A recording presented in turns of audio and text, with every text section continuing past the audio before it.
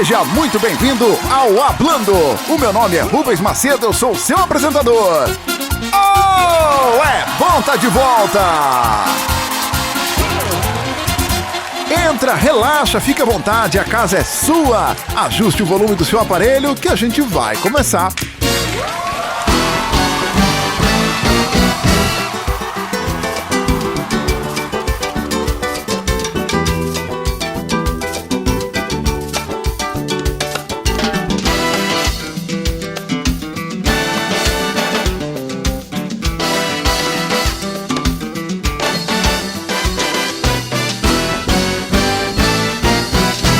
Senhoras e senhores, o meu convidado de hoje, ele é DJ, ele é professor de dança. Eu vou conversar com Humberto Siles.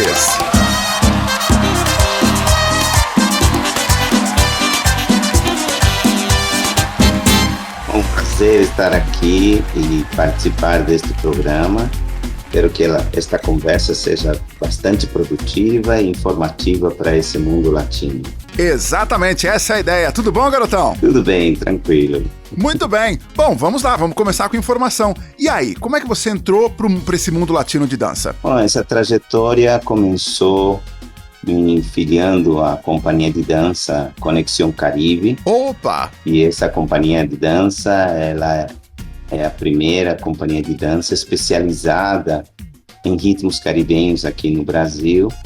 E com ela tivemos uma trajetória onde pudemos organizar os grupos, as pessoas interessadas, os professores e todos eles num evento que culminou com os Congressos Mundiais de Salsa aqui no Brasil. Você lembra mais ou menos o ano disso, não? Olha, isto começou do início da companhia de dança há quase 20 anos atrás, né? Olha, que legal! E a trajetória de tudo isso começou com eventos regionais aqui em São Paulo e depois eles passaram a ser um primeiro festival de dança, de salsa aqui no Brasil.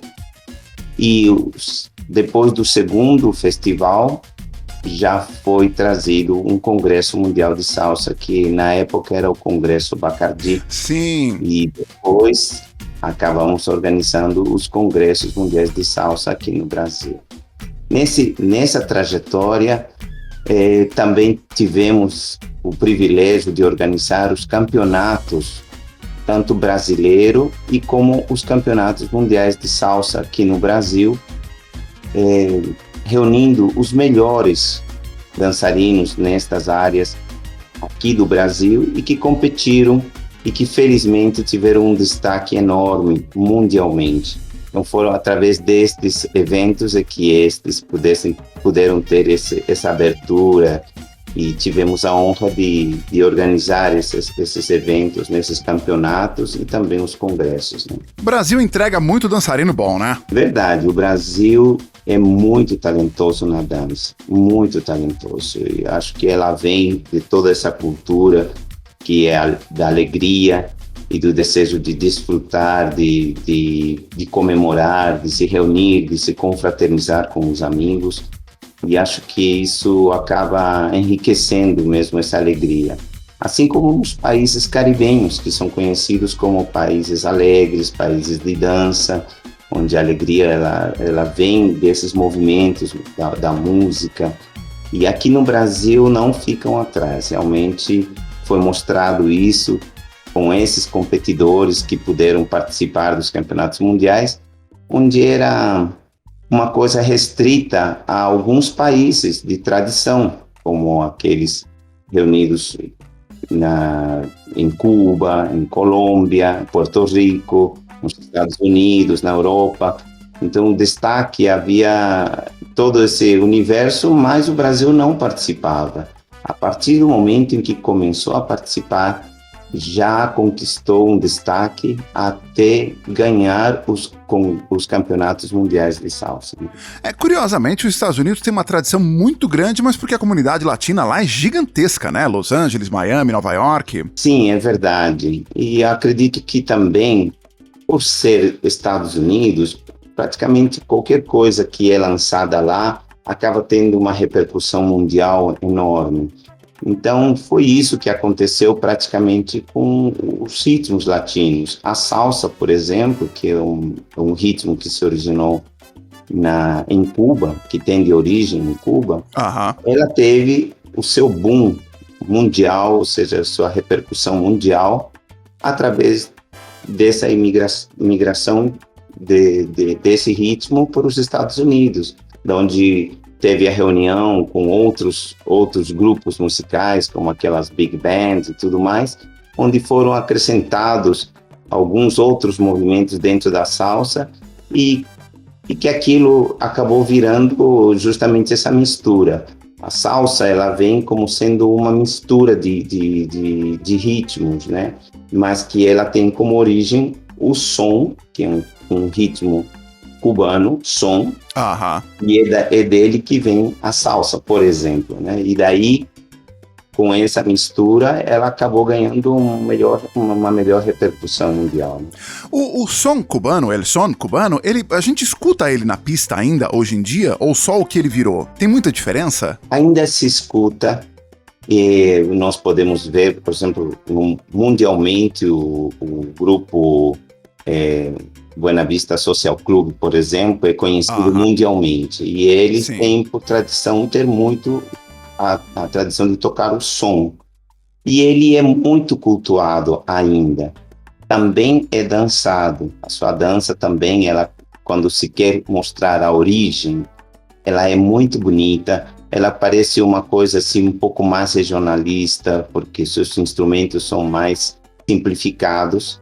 Eles são mais voltados a instrumentos em que um quinteto, por exemplo, pode formar, mas já acaba tendo uma sonoridade um pouco mais regional. E com a salsa, ela já virou uma coisa um pouco mais estilizada, né? Porque provavelmente o som cubano, por ser mais raiz, você descreveu, né? São grupos menores, eles provavelmente vão recorrer mais a instrumento acústico, não tem entrada de instrumento eletrônico. Sim. Na salsa você começa a ter um pouquinho mais essas máquinas de música, né? 11 músicos dentro do palco, já cresce mais, né? Sim, é verdade. Hoje os grupos são muito mais estilizados, então acabam tendo essa modernidade, vamos dizer assim, essa adaptação a instrumentos, inclusive já se escuta a bateria, exato, como teclados, já é muito comum, e também os ventos, que são os trompetes, os trombões, saxofone, e até violino e outras coisas que são estilizadas, né? Sim. É muito comum agora os grupos usarem isso. Mas essa mistura é justamente o que enriquece a dança. Muitos tradicionais tentam conservar aquela coisa típica que era feita no passado, sei lá. Mas essa mudança, ela até na sua própria origem, ela está caracterizada, né? Ela vem se evoluindo justamente para enriquecer. Vai juntando outras coisas, outros elementos de outros ritmos. Isso também se reflete na dança. Né? Eu honestamente acho que todos esses acréscimos, esses temperos são válidos, porque ajudam a difundir e eles não necessariamente vão matar o raiz, não vão matar o tradicional. O tradicional sempre vai ter o seu lugar, né? Verdade. Um exemplo bem quisto para isso é a bachata. Sim. Aqui no Brasil, por exemplo, ela hoje em dia ela acaba tendo um destaque enorme, né? Poderia até dizer que entre os ritmos latinos é aquele que as pessoas têm uma afinidade ainda maior, ainda que a salsa ainda é um ritmo muito forte, um dos ritmos mais dançados no mundo, né? Sim, mas no Brasil, nos últimos 5, 7 anos, a bachata teve uma explosão meteórica, né? É verdade, e isso não é somente aqui no Brasil, na verdade foi uma questão mundialmente. Isso, na minha opinião, se deve muito aos congressos mundiais de salsa e também à evolução que muitos músicos, muitos cantores, intérpretes tiveram na sua interpretação. O que eu quero dizer é que, por exemplo, a bachata na sua forma original, ela era tida como devem saber todos, a bachata tem a sua origem na República Dominicana. Sim. E lá ela era tida como uma música que se tocava, mas que as pessoas tinham até uma certa discriminação, como sendo uma música das periferias, alguma coisa assim. Mas era como se fosse uma música do campo, uma coisa regional, de uma questão onde as lamentações, era muito triste a música, a interpretação mesmo. E com o avanço dessas questões, primeiro, falando musicalmente, os grupos começaram a estilizar essa música, fazer arranjos um pouco mais modernos, misturando inclusive com outros instrumentos, parecendo mais uma música um pouco mais eletrônica, e as próprias letras, elas começaram a ter um avanço nesse sentido. Então isso, quando caiu no gosto das pessoas, isso começou a ganhar uma repercussão cada vez maior. Os outros intérpretes também começaram a ver esse gosto. E como nós sabemos, da República Dominicana vem o merengue também. Então os merengueiros também, eles, no seu repertório, acabavam sempre introduzindo a bachata. Por exemplo, um grupo muito bem conhecido mundialmente é um grupo Ilegales. Sim. Ilegales, conhecido assim pelo merengue, várias músicas típicas, e em alguns álbuns que eles lançavam, tinha uma bachata ou outra. Mas quando viu essa abertura, eles começaram a estilizar as bachatas e sempre colocar uma coisa a mais e tal. Daí, a mesma coisa aconteceu com outros intérpretes, como Romeu Santos, Prince Royce e outros que começaram a ver esse gosto. E, além desse estilo que acabou dominando as rádios, o gosto das pessoas, também caiu no gosto dos dançarinos que participavam desses congressos mundiais de salsa, por exemplo. Então, aquilo que era interpretado de uma forma um pouco regional, vou dizer, que era típico da República Dominicana, os salseiros começaram a interpretar isso de uma forma onde já seguravam a mão como normalmente se segura numa salsa, e o andar também já era diferente. Começaram a misturar outros ritmos como o zouk, o tango e outras coisas que já vinham também com essa mistura. É claro que essa resistência das pessoas mais tradicionalistas pregavam de que isto deveria não ter essa mudança, que era absurdo. Como é que vão dançar casais que acabaram tendo destaque na dança, como, por exemplo, Daniel Desiré? Quando eles dançavam, muitos dominicanos olhavam para aquilo com crítica, achando que aquilo não era bachata, não sei o quê. Mas, entretanto, os congressos em que eles participavam era onde tinham o maior número de alunos. As pessoas criaram um gosto para isso. E só um esclarecimento, finalizando essa parte, né? A bachata, por exemplo, não poderia ser tomado como sendo uma coisa errada dessa mistura de outros ritmos, porque a sua própria nascença, ela veio da reunião de 3 ritmos. O próprio nome bachata, ela vem do bolero, cha-cha-cha e o tango. Você tá brincando? É isso mesmo. Pera um pouquinho, eu vou começar a prestar mais um pouquinho de atenção em bachata agora. Pois é, até o nome você pode ver. O ba, ele representa o bolero. Cha, do cha-cha-cha. Cha. E ta, do tango. Porque realmente, se você pensar assim, a percussão mais marcante, mais característica da bachata tá no bongô, que isso me parece que é meio que óbvio que roubaram do bolero, né? Uhum. E a marcação que parece ter uma síncopazinha, realmente, se você pensar no cha-cha-cha, tá ali. Com certeza. E, inclusive, algumas bachatas bem tradicionais, eles fazem questão de ter uma introdução bem semelhante a um tango e que realmente ela acaba você vendo até na sua interpretação de movimentos, né? Pois é, uma das bachatas mais populares, eu não sei se é do Royce ou do Romeu Santos, ela efetivamente tem um bandoneon na sua introdução, são 10, 20 segundinhos ali. Sim, com certeza. Daniel Santa Cruz canta uma música. Do Daniel Santa Cruz. Sim, isso. Eu disse La Gente, né, essa música. Isso! O nome dessa música, ela tem uma introdução bem típica de um tango, e assim como outras também que se assemelham.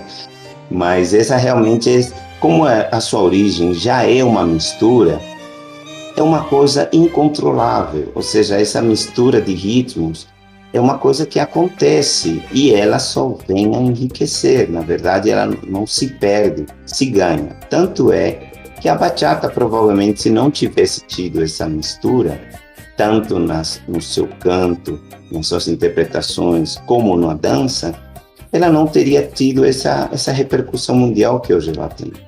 O próprio bolero, ele já é também uma coxinha de retalho.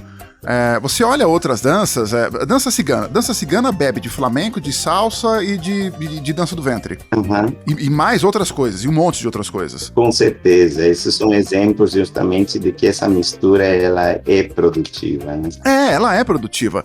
De novo, o tradicional não morre, ele continua lá, sempre vai ter o seu valor. E quem quiser acessar, ainda mais hoje, né? Que uma delícia tá à distância de um teclado de computador ou de uma tela de celular. Eu quero ouvir bachata raiz, como era. Pronto. Claro, com certeza. Inclusive, ainda se cultua a dança no seu estilo dominicano, justamente para enaltecer essa origem, essa forma mais tradicional de dançar. E que é muito benquista também, o que não impede de que outras vertentes também estejam em alta. Muito bem. Bom, e por falar em música e em mistura, sua trajetória como DJ, e aí, como é que foi? Bom, na verdade, posso dizer que essa questão musical, vamos dizer, ela já vinha no passado, porque eu venho de uma origem de uma família de músicos. Sim, meu avô já era músico, meu pai era músico, ele era diretor de orquestras. E com essa amplitude que tinha, essa questão também de tocar esses ritmos caribenhos, então, desde que a gente se entende por gente, nós escutávamos os ritmos, como a salsa, a cúmbia e outros ritmos que meu pai também gostava. E com isso, a nossa cultura musical, ela veio assim crescente, né, de família. Então, culturalmente, isso foi muito favorável para que eu pudesse ter esse gosto de querer. Olha, tem vários intérpretes que normalmente as pessoas não escutam ou às vezes ignoram. Então, isso já me levou a ter esse desejo de querer, já fazendo parte de uma companhia de dança, também colocar isto a dispor. E aí, essa trajetória foi passo a passo. Na verdade, foi começando em alguns locais onde me deram essa oportunidade e depois eu tive o privilégio de tocar em casas, nas melhores casas aqui em São Paulo, assim como o Açúcar, assim como o Rei Castro, que até o momento eram consideradas as casas mais benquistas aqui no Brasil, pelo seu movimento, pelo público que gostava desses ritmos. Então foi realmente um privilégio de participar como DJ destas casas, né? E também eu conquistei também o agrado de tocar nos congressos mundiais de salsa, até que acabei dizendo nas últimas edições, nas últimas 6 edições do congresso, eu ficava sempre como um DJ oficial, vamos dizer assim, do Congresso Mundial de Salsa, né? Então foi uma experiência onde eu tinha algumas vantagens.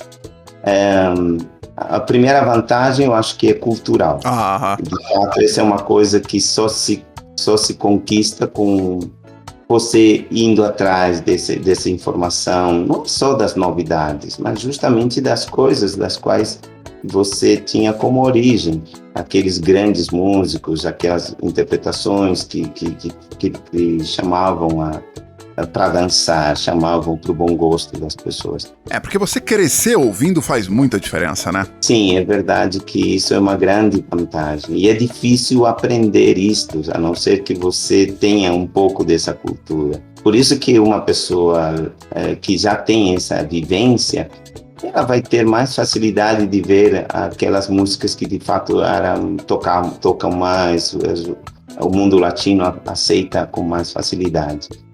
Mas uma grande vantagem também que eu tinha é que eu tinha a dança e frequentava sempre os bailes, quase todos os bailes que aconteciam, eu fazia questão de participar deles em todos os que eu podia. Então, essa frequência também me fazia ver o gosto dos dançarinos. E uma terceira vantagem é que eu também encontrei o deleite de dançar com pessoas que não tinham essa mesma habilidade, que não tinham experiência. Então isso me fez sentir das pessoas leigas como elas recebiam isso, como elas poderiam se divertir. E aí, somado a todas essas coisas, eu acho que eu fico muito feliz por essa trajetória que eu tive também como DJ. Isso é muito gostoso, né? Você encontrar, assim, eu sempre considero, porque eu me incluo no grupo dos leigos. Eu me considero um dos leigos porque o meu repertório de dança realmente é muito pequeno. Muito, muito, muito, muito. Mas o tanto que eu gosto. E às vezes dá mais prazer, pelo menos pra mim, me dá muito mais prazer dançar com alguém que talvez nem saiba tanto, mas a pessoa tá curtindo efetivamente a dança, do que às vezes a pessoa tem toda a técnica do mundo, porém ela não tá entregue ali de corpo naquele momento. E para mim, dança é alma. É alma, é manifestação do corpo legítima. Com certeza, isso... Eu, inclusive, observo que tem pessoas que dançam muito bem, com um carisma, com uma facilidade, com um gosto contagiante, e que muitas vezes essas pessoas não têm ou não tiveram o interesse em se profissionalizar. Apenas gostam de ir nos bailes, gostam até de participar de aulas para aprender, mas não com o intuito de se profissionalizar ou de fazer disto uma fonte de dinheiro. Então, eu reconheço que até às vezes tem pessoas que brilham muito nas pistas e que não têm essa característica de serem profissionais até, né? Agora, dos profissionais, eu acho que sim, às vezes a gente consegue identificar aqueles que têm mais carisma, aqueles que, de alguma forma, eles estão mais presentes, perto do público, dançando, se divertindo, muito mais do que procurar um brilho, né? A diferença e é notória também. Se você juntar o melhor dos dois mundos, a pessoa gosta, tem carisma e tem técnica, aí não tem conversa, né? Sim. Também uma coisa que é muito interessante, e para mim foi uma coisa que mudou muito a minha visão em um determinado momento, escutar de um grande dançarino, por exemplo, vendo a humildade dele, sendo uma pessoa reconhecida mundialmente como uns excelentes dançarinos, e ter a humildade de participar publicamente de uma aula de uma outra companhia de dança. E ele declarar logo a seguir: se você for um bom aluno, e for sempre um aluno, se você estiver sempre aprendendo na condição de aluno, você vai ser um excelente professor, vai ser o mestre dos mestres, né? Eu não lembro quem foi que disse isso, mas que diz que o professor é o aluno que nunca parou de estudar. Perfeito, é por aí mesmo. E isso vale também para profissionais, também como DJs, né?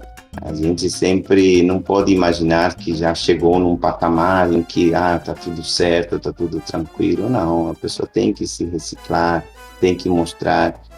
Aliás, a necessidade de um DJ, ele nasce justamente pela visão que ele tem de perceber que cada pista é uma pista diferente, por mais que ele seja um residente numa casa noturna, onde toda noite ele está tocando, tem um público que tem o hábito de ir sempre para lá, mas o layout da pista é sempre diferente. Ele tem que sentir a pista noite a noite. Noite a noite, exatamente. Perceber aquele nova configuração que ficou e tentar agradar a maioria. Esse seria o melhor objetivo. Até porque, não fosse assim, o DJ não seria necessário. Você cria um setlist de 4 horas de duração e toca o mesmo toda noite. E funcionaria sempre. Não funciona.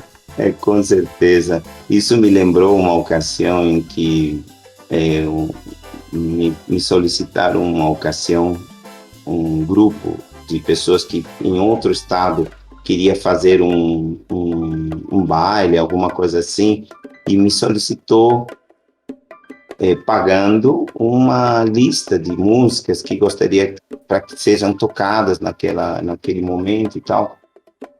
E, de fato, a minha resposta a isso foi dizer para a pessoa, olha, isso não vai dar certo, porque você pode estar certo de que uma música excelente, boa, aquela que normalmente funciona, mas colocada no momento errado, ela não vai ter o seu efeito positivo. Exatamente. Há necessidade de que aquele profissional esteja lá e tenha essa visão. Ele tem a visão de que a pista está solicitando. Não prevaleça o seu gosto pessoal, mas sim aquilo que a pista está solicitando. Exatamente, aquilo que a pista está pedindo. Que você vá fazer a discotecagem para um evento corporativo, em primeiro momento, com gente que não é da dança, que não tem essa cultura. Então você meio que sabe que vai dar certo você tocar Ricky Martin, Macarena e Shakira. Mas mesmo assim, quando? Não, com certeza, isso é a visão do profissional. E o profissional, no caso, falando dos DJs, eu sempre que eu posso, eu sugiro aos novos que estão surgindo, aqueles que estão já entrando nesse mercado, a que de fato criem uma personalidade na qual eles se coloquem como sendo os especialistas daquele som. Quando vai para uma casa noturna, ele esteja lá como um profissional, onde ele vai ter o comando do seu repertório, tendo toda essa visão. Se eventualmente o dono daquele estabelecimento, daquela casa, daquele evento, ele não estiver de acordo, que o troque, mas que ele não interfira nesse repertório. Ele pode até fazer sugestões, fazer uma coisa, mas a decisão final tem que ser desse profissional. Porque, por exemplo, você imagina um DJ em que o dono da casa ele chega e fala, não toque essa música, eu quero que você toque essa, que você faça isto, faça aquilo. O público não vai nunca entender de que isso foi uma decisão do dono da casa. Ele vai entender que o DJ teve essa postura. E aí, se essa decisão está errada, o qual ele realmente vai ter que assumir essa situação. Então, é necessário que nessa hora o DJ tenha uma posição em que ele possa dizer, olha, essa é minha postura. Se porventura não estiver de acordo, é melhor procurar um outro profissional que se encaixe nesse gosto, né?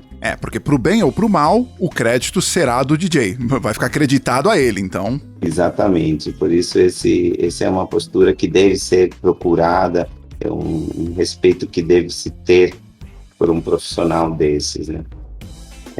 Mas eu realmente também sou muito a favor de que surjam novos DJs, que surjam novas casas. Eu, às vezes, escuto de vários organizadores de eventos uma preocupação com tantas pessoas querendo fazer eventos, sendo que tem um público pequeno e que, de repente, olha, esse público fica dividido e não sei o quê.